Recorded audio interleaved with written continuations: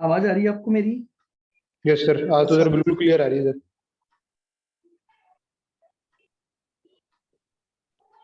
मुझे आप लोगों की नहीं आएगी शायद, मेरे सिस्टम में कोई प्रॉब्लम हो गई। आप मैसेज करना मुझे, है ना?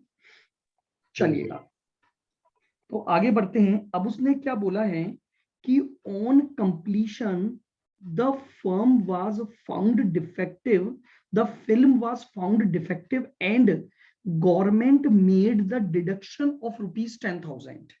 यानी गवर्नमेंट ने आपको 10,000 रुपए कम दिए। तो इसका मतलब ये हो गया कि आपकी जो इनकम आपको मिली वो कितनी मिली होगी? अब 90,000 मिली होगी आपको।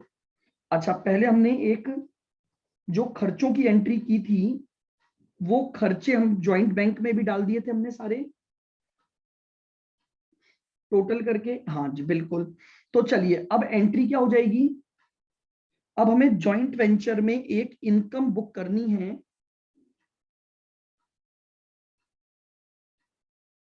लिख दीजिए बाय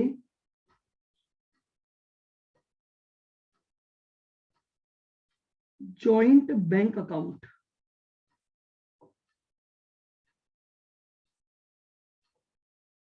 ₹1,00,000 माइनस 10,000,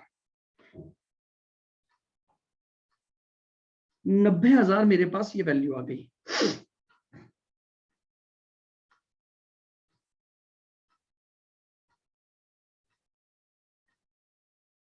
तो ज्वाइंट बैंक में भी आपके पास आ जाएगा to joint venture 90,000।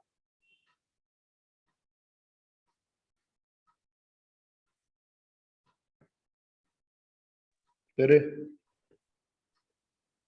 Sir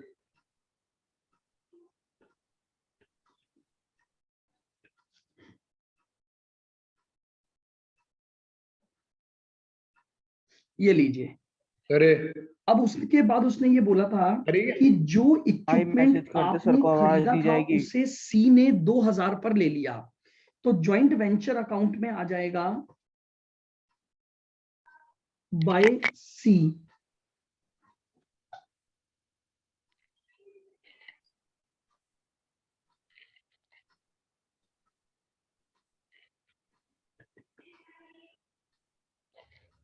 equipment taken 2,000।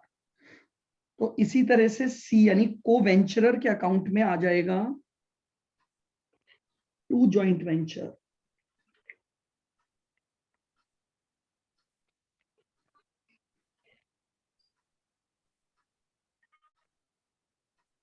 और सी के कॉलम में आ गया 2,000।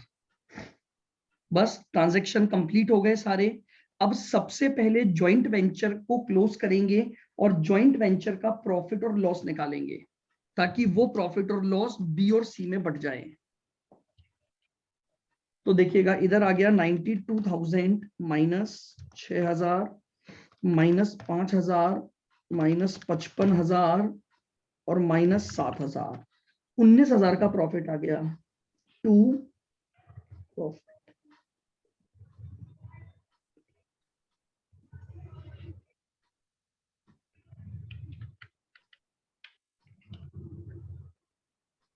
डिस्ट्रीब्यूटेड टू, लीजिए प्रॉफिट डिस्ट्रीब्यूट होगा बी में और सी में। रेशो क्या था इनका?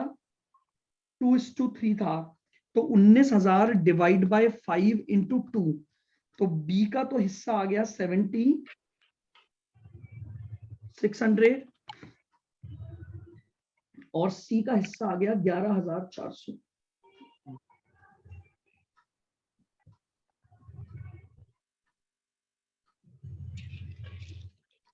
ये लीजिए, आपका ये जॉइंट वेंचर अकाउंट क्लोज हो गया। इस प्रॉफिट को कोवेंचरर के अकाउंट में डाल दो। तो कोवेंचरर को कितना प्रॉफिट का हिस्सा मिलेगा? तो लिख दो बाय जॉइंट वेंचर।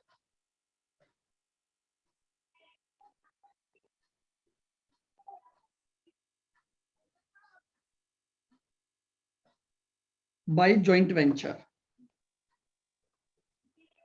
7,600 11,400। अब अल्टीमेटली कोवेंचरर के साथ हम फाइनल सेटलमेंट करेंगे, तो इन्हें इनका पैसा दिया जाएगा। तो देखिएगा, बी का बनता है 10 प्लस 2 प्लस 7600 19,600। तो अब आप बी को पेमेंट करने की एंट्री कर दोगे, co-venturer account debit to joint bank.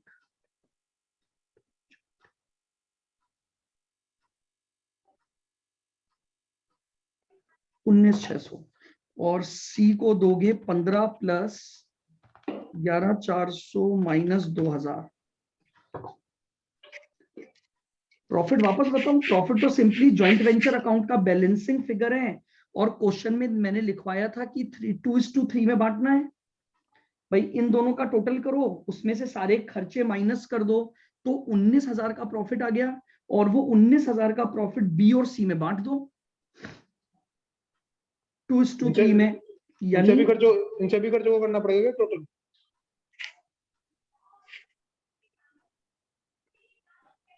19,000 into 2/5 तो यहां आ गया, और 3/5 यहां आ गया।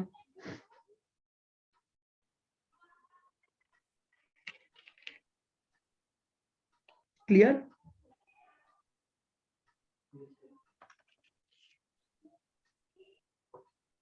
और इधर टू जॉइंट बैंक में आ जाएगा 24,400।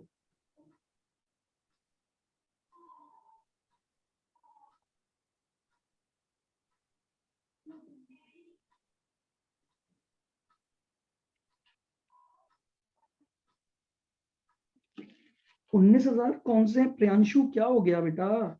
90 प्लस 2 इनकम साइड लिखा हुआ है 92,000, उसमें से ये सारे खर्चे माइनस करो तो प्रॉफिट आएगा 19,000।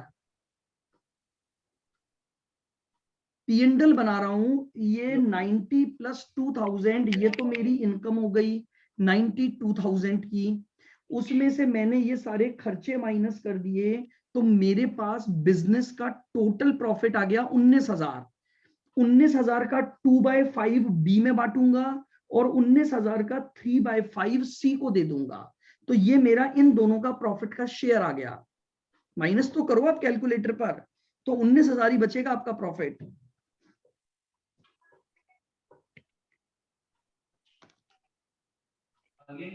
करके देखो जल्दी, माइनस ज्वाइंट बैंक शो कर 6,000 माइनस 5,000 माइनस 45,000 माइनस 10,000 सर 19,000 ही माइनस प्रॉफिट आ रहा है। 5,000 और माइनस 2,000, तो ये बचता है 19,000। 19,000 डिवाइड बाय 5 इंटू 2, तो ये बी का हिस्सा आ गया, और डिवाइड बाय 5 इंटू 3 ये आपके पास सी का हिस्सा आ गया। आया समझ में?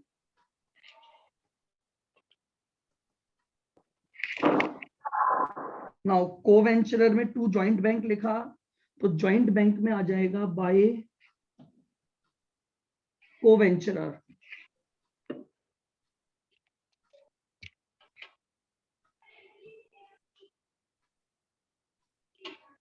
यानी बी और सी। तो बी को तो आपने दे दिया कितना,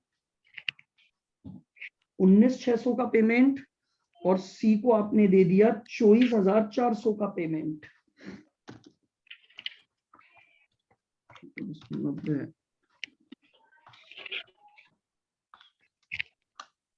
और ये अकाउंट ऑटोमेटिकली आपका क्लोज हो जाएगा, जॉइंट बैंक अकाउंट। ये फाइनली सेटल हो गया आपका। 10 प्लस 15 प्लस 90 कितना आ गया? 1,15,000।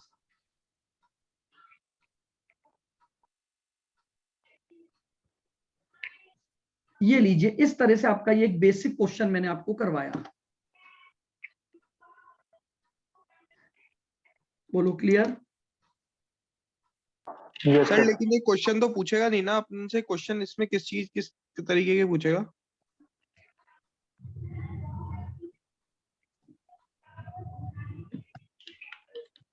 भरपूर यार, उसको कितना आ रहा है यार इसी नीचे जॉइंट वेंचर कितना है? अरे वो बोल रहा था जॉइंट वेंचर।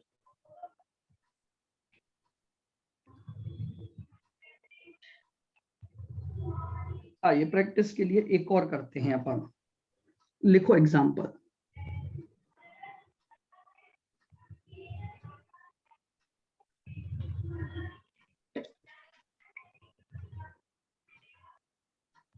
जॉइंट वेंचर ये रहा, ये लो।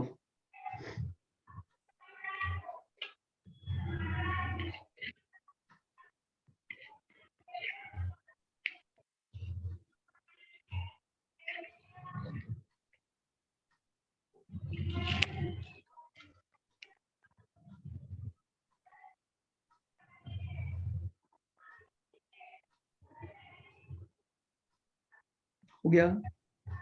आज तो 2 ही एंट्रियां लिखी हैं, तो मैंने बाकी तो सारा लिख ही दिया था ऑलरेडी। अब आज ये भी नहीं पता इसकी रिकॉर्डिंग हो रही है कि नहीं, क्योंकि वॉइस की प्रॉब्लम आ रही है, मेरी इनपुट आ रहा है। चलिएगा, इसलिए ध्यान से समझो एग्जाम्पल को। लिखो एक एग्जाम्पल और, ठीक है? ध्यान से बिल्कुल धीरे धीरे अब इसको वापस से समझना।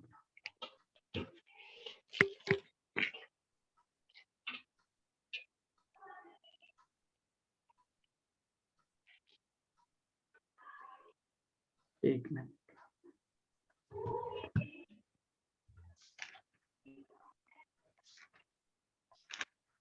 सब में एक एक ही दे रखे होते हैं। क्या?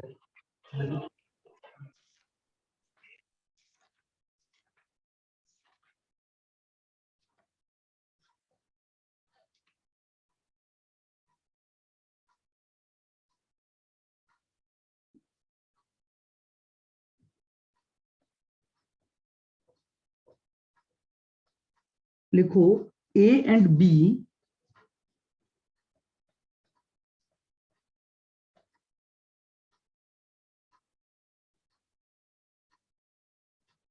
doing business separately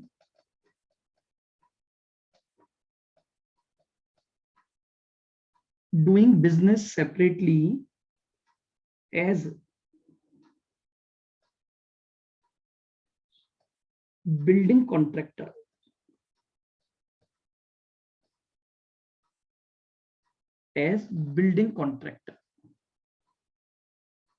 comma, undertake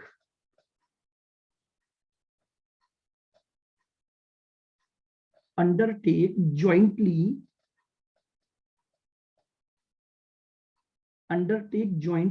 to construct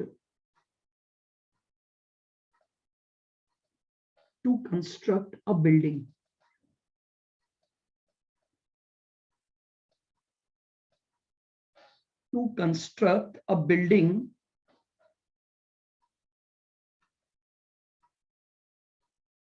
For a company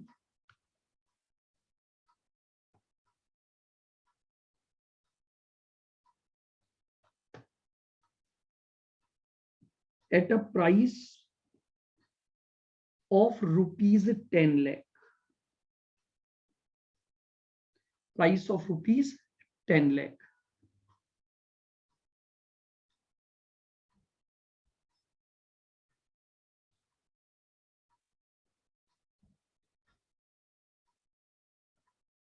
Payable as, आपने 10 लाख में क्या लिया है? एक कॉन्ट्रैक्ट लिया है, ठीक है? और 10 लाख का वो जो कॉन्ट्रैक्ट आपने लिया उसका पेमेंट होना है payable as rupees 8 lakh in cash,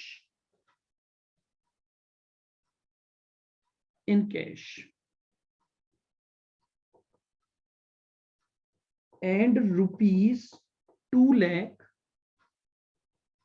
इन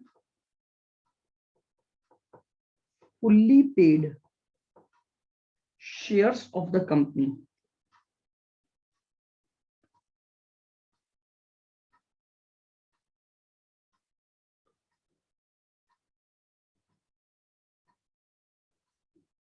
ठीक है, यहां तक की बात समझ आ गई? 2 पर्सन है ए और बी जो कि एक बिल्डिंग कॉन्ट्रैक्टर का काम करते हैं।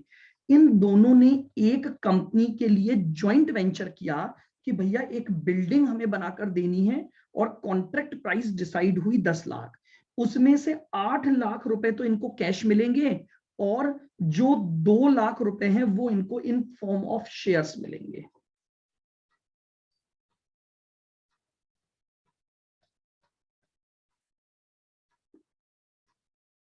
joint bank account,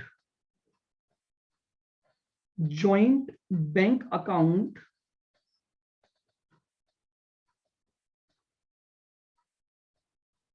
is open and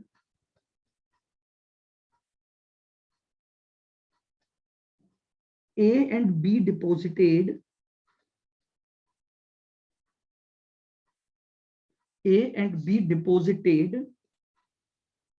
rupees 250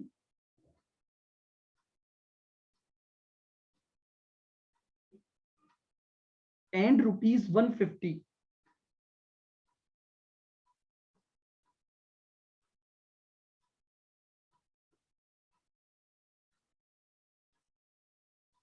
हाँ जी, rupees 250 and rupees 150 respectively.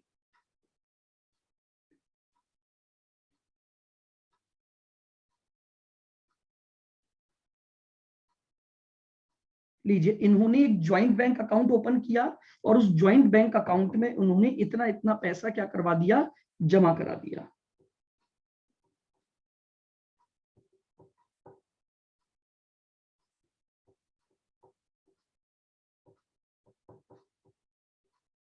Profit sharing ratio 2:1 है आपका, यानी ए का हिस्सा 2/3 हो गया, बी का हिस्सा 1/3 हो गया।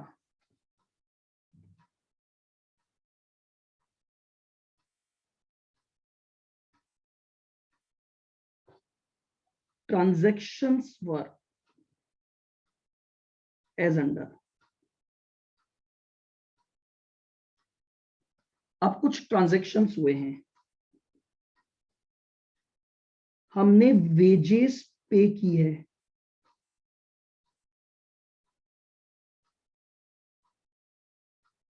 रुपीज 330।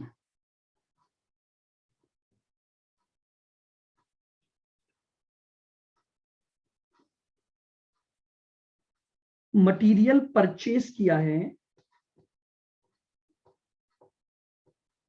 रुपीज 670 का।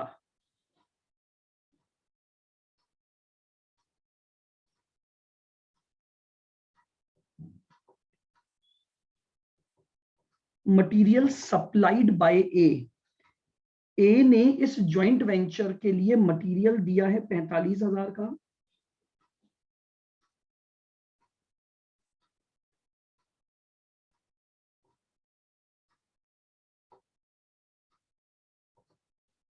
मटेरियल सप्लाइड बाय बी 24,000, और एक और दे रखा है आर्किटेक्ट फीस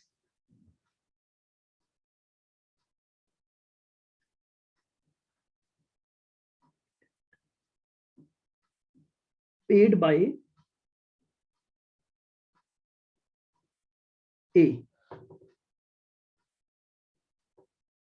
ये लीजिए, ये आपको ट्रांजैक्शंस दिए हुए हैं, ठीक है। और लास्ट में एक और पॉइंट दी हुई है आपको,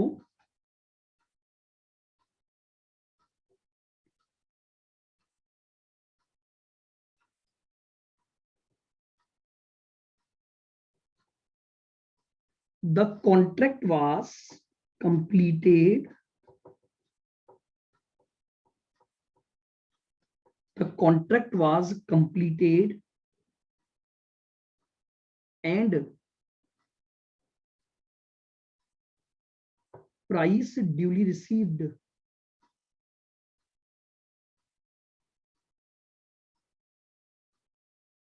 Price duly received।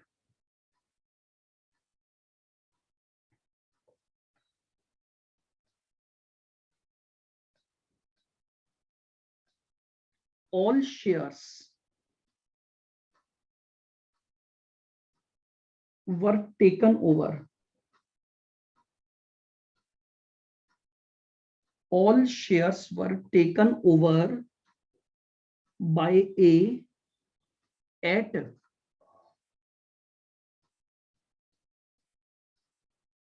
agreed valuation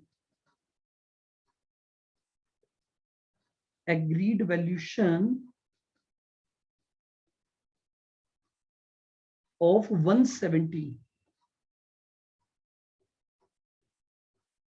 and B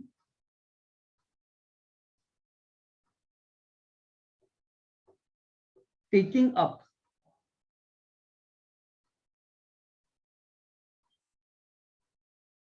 stock of material, B taking up stock of material at rupees 17,000.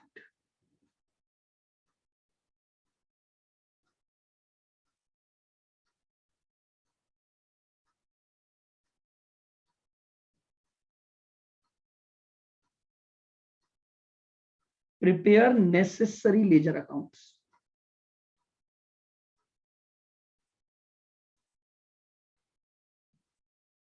लीजिए ये एग्जांपल आप पूरा उतार लें।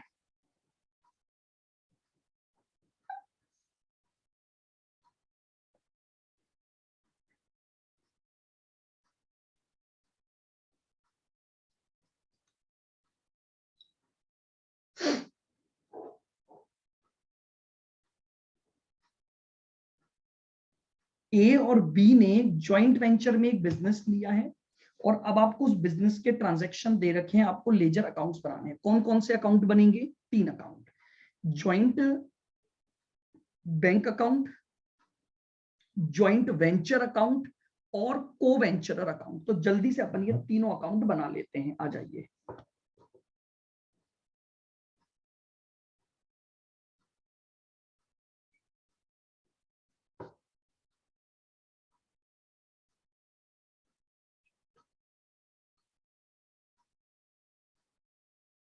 Joint bank account,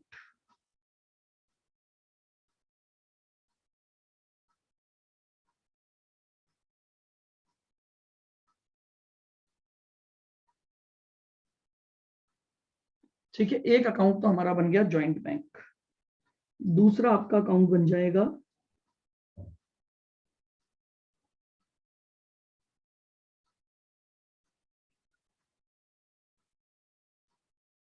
joint venture account.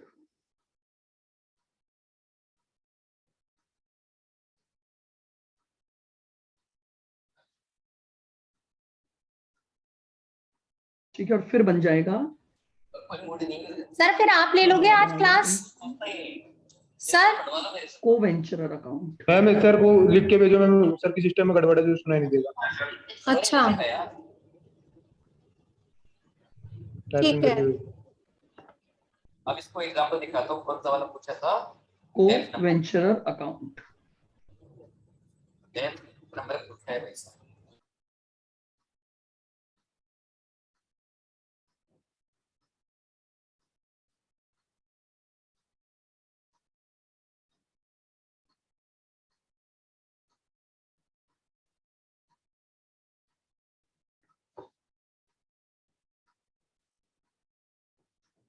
आइएगा, को वेंचरर कौन कौन है हमारे पास? ए और बी।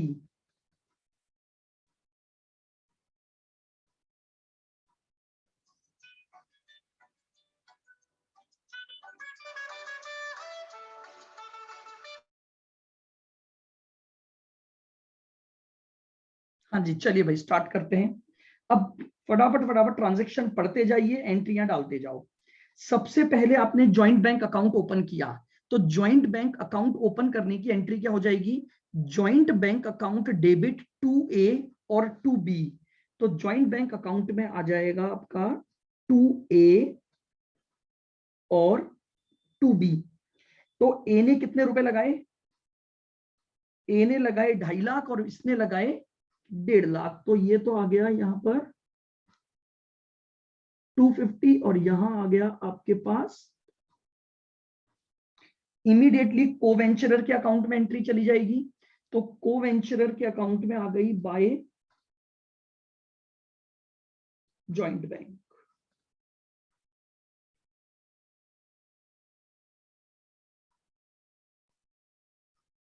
$250 और $150। आगे आ जाओ। नेक्स्ट, अब आपने जो भी ट्रांजैक्शन किए उसकी एंट्रियां डालनी है। तो जो पैसा हमने लगाया उसकी तो उसके हिसाब से एंट्री खर्चे हो जाएंगे, जो किसी भी को वेंचरर ने लगाया वो को वेंचरर के नाम से आ जाएगा। तो आइए ज्वाइंट वेंचर में बात करते हैं। मटेरियल और वेजेस हमने अपने ज्वाइंट बैंक से दी होगी। तो आइए, एंट्री क्या बनी, joint venture account debit to joint bank.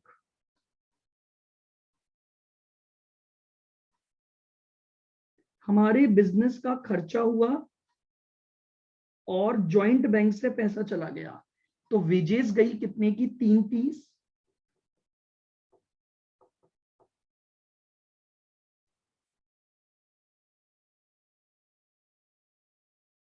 और मटेरियल का खर्चा हुआ था आपका 670। तो यही दोनों अमाउंट आपके पास ज्वाइंट बैंक अकाउंट में आ जाएंगे बाय ज्वाइंट वेंचर।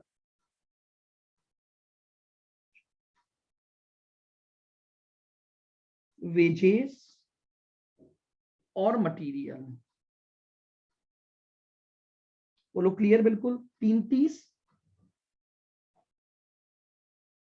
670। नेक्स्ट आगे बढ़ते हैं। अब कुछ मटेरियल ए ने दिया, कुछ मटेरियल बी ने दिया, तो खर्चा ज्वाइंट वेंचर का हुआ और ए और बी को उस अमाउंट से क्रेडिटर बना देंगे। तो ज्वाइंट वेंचर अकाउंट टू ए, कितना मटेरियल दिया तो ब्रैकेट में डाल दो मटेरियल। ए ने दिया 45,000 का मटेरियल और टू बी के नाम से मटेरियल 24,000, यही था। और इन दोनों के लिए ड्यू कर दो, तो joint venture to A to B हो गया। तो ए और बी के अकाउंट में आ जाएगा bye joint venture.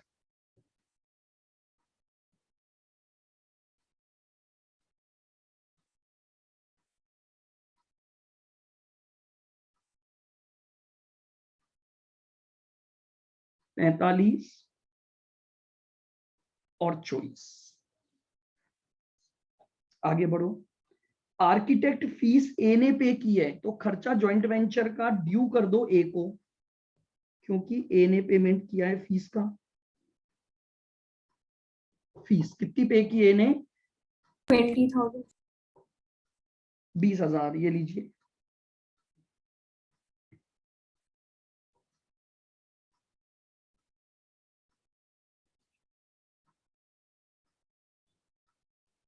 Bye joint venture ए में आ जाएगा 20,000, ये लीजिए, खर्चे हो गए सारे। नेक्स्ट, कॉन्ट्रैक्ट कंप्लीट हुआ और आपको आपकी वैल्यू मिल गई। तो आइए, ज्वाइंट वेंचर अकाउंट में हमें क्या क्या मिला, पैसा मिला तो बाय ज्वाइंट बैंक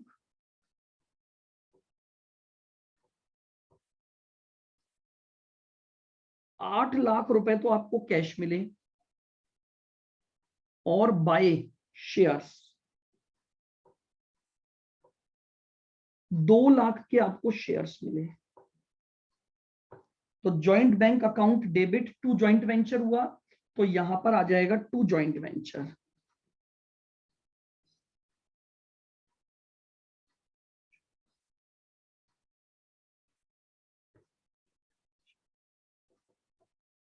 लीजिए, अब उसने क्या बोला है, ये जो शेयर्स थे ना वो सारे के सारे ए ने ले लिए, लेकिन 170 पर। अब आप जरा समझना, मेरी बात को बिल्कुल बिल्कुल ध्यान से सुनोगे। अब आप, ए ने शेयर्स लिए लेकिन उनका जो वैल्यूशन हुआ वो 170 पर, यानी आपको जब शेयर्स मिले थे ना तो वैल्यू थी 2 लाख, लेकिन उस दौरान शेयर्स मिलने और वापस फाइनल सेटलमेंट के टाइम पर शेयर की वैल्यू गिर गई और अब शेयर्स की मार्केट वैल्यू कितनी रह गई, केवल 170 रह गई। तो बताओ 30,000 का नुकसान हो गया कि नहीं हो गया आपको। तो ये नुकसान किसका है, ये नुकसान बिजनेस का है। बहुत ध्यान से सुनना मेरी बात को। हुआ क्या था, डिसाइड हुआ था आपको 10 लाख रुपए मिलेंगे, उस 10 लाख में आपको 8 लाख तो रुपए मिले कैश और 2 लाख की वर्थ के मिले शेयर्स। बट प्रॉब्लम ये हुई कि जब उन शेयर्स का बंटवारा करने की बात आई तो ए ने बोला कि भैया सारे शेयर्स मुझे दे दो, मेरा सेटलमेंट शेयर्स में कर दो, लेकिन मेरे सेटलमेंट की वैल्यू 1.70 मानोगे, पूरी 100% नहीं ले रहा हूं मैं। तो इसका मतलब कंपनी को यानी आपके ज्वाइंट वेंचर बिजनेस को जो 2 लाख की वर्थ के शेयर मिले थे उनकी वर्थ 1.70 आ गई। तो इमीडिएटली ज्वाइंट वेंचर अकाउंट में एक लॉस बुक कर दूंगा, 2 शेयर्स, क्योंकि ये बिजनेस का लॉस हो गया कितने का, 30,000 का। और इमीडिएटली ये शेयर्स ए लेकर चला गया, तो भैया ए को आपको जो पैसा देना था उसमें से उसने कुछ अमाउंट के शेयर्स ले लिए।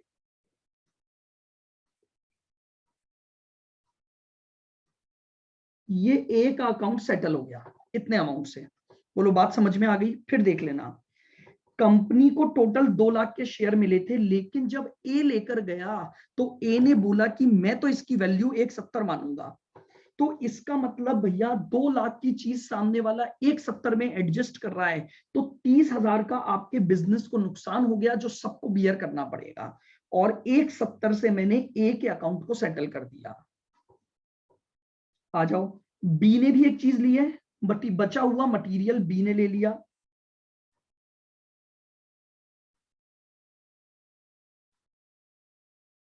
तो बी का अमाउंट कितने से सेटल होगा बताओ, कितने का मटेरियल था? 17,000 का था। 17,000। तो को वेंचरर में आ जाएगा 2 ज्वाइंट वेंचर 17,000 जो बी ने लिया।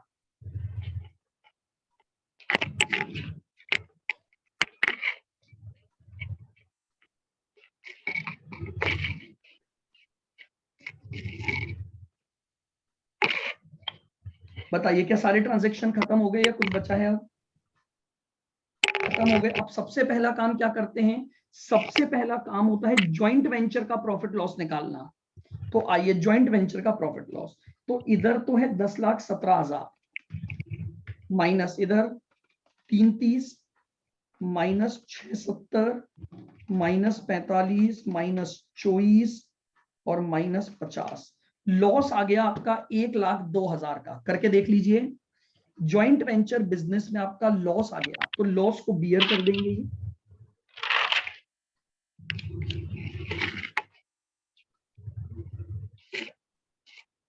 बाय को वेंचरर अकाउंट ए और B.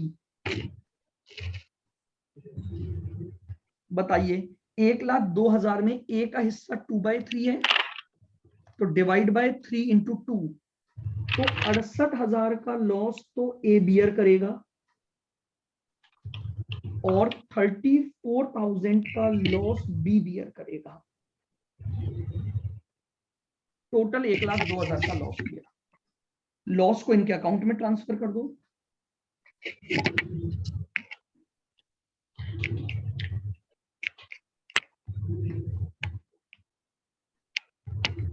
To joint venture share of loss.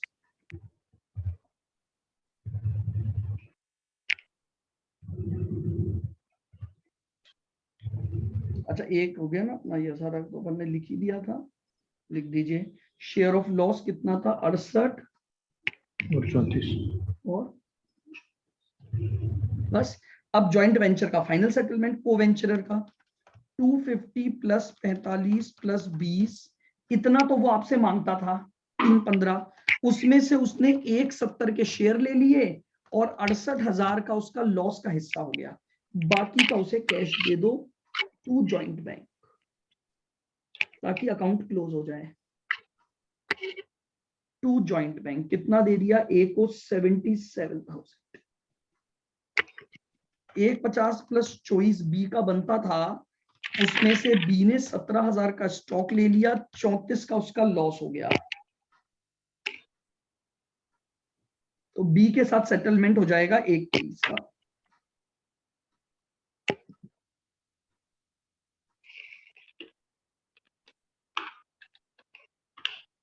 तो यहां पर आ गया बाय ज्वाइंट बैंक अकाउंट में तो ये 77,000 कैसा है वो बता दीजिए। टाइप करके भेजना पड़ेगा। जो भी सेटलमेंट हुआ,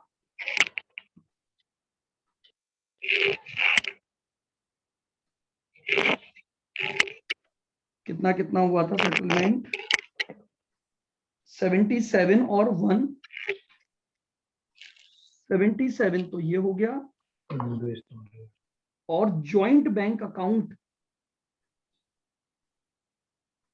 ऑटोमेटिकली क्लोज हो जाना चाहिए फाइनल सेटलमेंट पर। 77 कैसे आया, ये देखो इधर बैलेंसिंग फिगर निकाला ना, ए को इतना देना बनता था, कितना कितना मांगता था ए ने 2.5 लाख की कैपिटल लगाई थी, 45,000 का मटेरियल दिया था और 20,000 के खर्चे, तो ए आपसे मांगता था 315। उस 315 में से ये देखो इधर 315 मांगता था ए आपसे, उसमें से आपने ए को 170 के तो शेयर्स दे दिए, तो माइनस कर दो 170। अब उसका बनता है 145, उसमें से 68,000 का उसका लॉसेस का हिस्सा है, तो वो भी आप उसे नहीं दोगे, तो रिमेनिंग 77 आपको उसको देना पड़ेगा। बोलो आई बात समझ में? 77 आप उसे दे दोगे। क्लियर है तनीषा?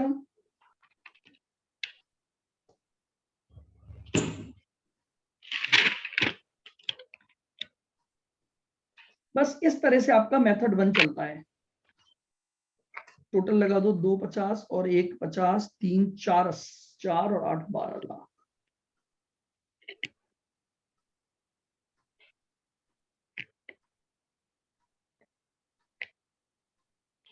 ये लीजिए, ये आपका पूरा मेथड नंबर 1 हो गया।